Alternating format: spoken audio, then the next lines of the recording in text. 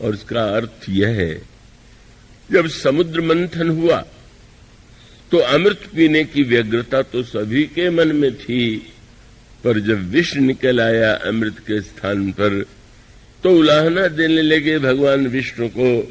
आपने तो कहा था मंथन से अमृत निकलेगा। तब भगवान शिव ने यही कहा कि अब शंकर जी से कहो, वो पी लेंगे विष। शंकर जी से देवताओं ने कहा, शंकर जी ने मुस्कुरा के पूछा, आप लोगों को भेजा किसने है? भगवान विष्णु ने।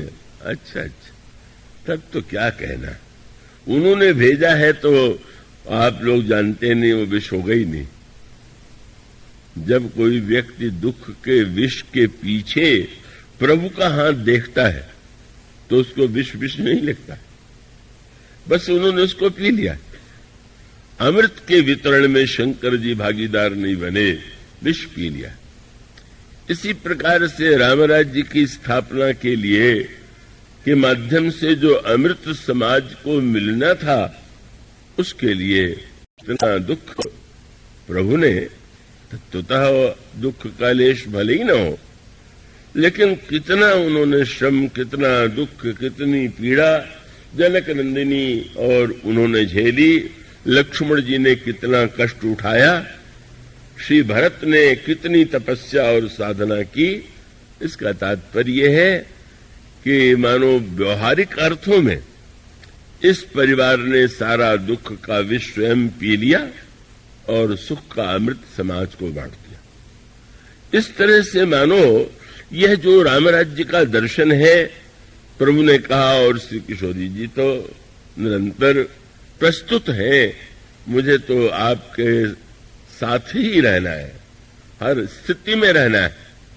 और तब यह जो तीनों की वन यात्रा है, ये रामराज्य की स्थापना का प्रयत्न है, प्रयास है। व्यवहारिक संदर्भ में, व्यवहार के स्तर में, तात्विक अर्थों में तो श्री राम ईश्वर हैं, राज्य तो सब उन्हीं का है, लेकिन व्यवहार में उसके लिए प्रभु का यह जो वनगमन है, और वनगमन की जो यात्रा है, उसमें जो सामाजिक परिवर्तन है, सामाजिक क्रांति है, और वह सामाजिक परिवर्तन और सामाजिक क्रांति बड़ी विनम्र की बात है। एक तो परिवर्तन की वह प्रक्रिया जो कानून के द्वारा की जाती है, विधान के द्वारा की जाती है, पर वो तो दिखाई देता है। कानून के द्वारा जो परिवर्तन की प्रक्रिया होती है, वो तो सही होती ही नहीं, हो ही नहीं पाती, क्योंकि वो ऊपर से व्यक्ति को लगता है कि मेरे ऊपर लदा गया। प्रक्रिया तो जब हृदय से का उसके प्रति प्रेरणा प्राप्त हो, तो वो सही अर्थों में स्थिर का प्रेरणा होगी। तो आप देखेंगे कि प्रभु ने कभी, वो तो राजा बनकर के भी कानून नहीं बोलते।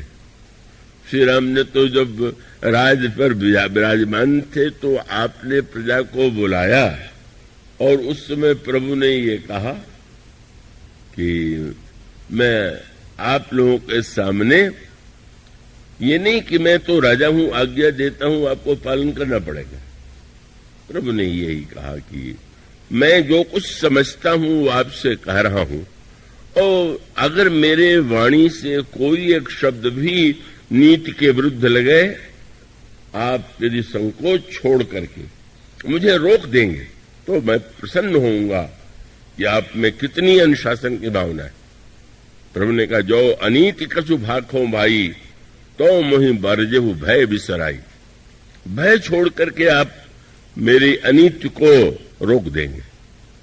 और आपने कहा कि यह जो कुछ मैंने आपसे कहा है, उसको सुन करके आपको जो लगे ठीक कीजिए।